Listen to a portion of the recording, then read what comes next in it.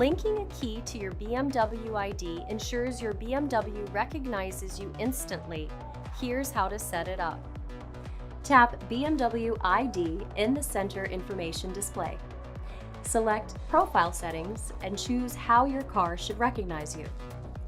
Follow the on-screen prompts to link your key. For physical keys and digital key compatible smartphones, simply have the device inside the vehicle. For NFC-only devices like the Digital Key Card, place the card in the designated smartphone tray to be recognized during the search. Each digital key is securely stored on your smartphone and can currently be shared with up to 18 devices. Shared keys can also be linked to their own BMW ID, ensuring a tailored experience for every driver. If a shared digital key is not linked to a BMW ID, the driver will be placed under a guest profile which does not store personalized settings. Explore more of your BMW's intelligent features by watching our how-to series.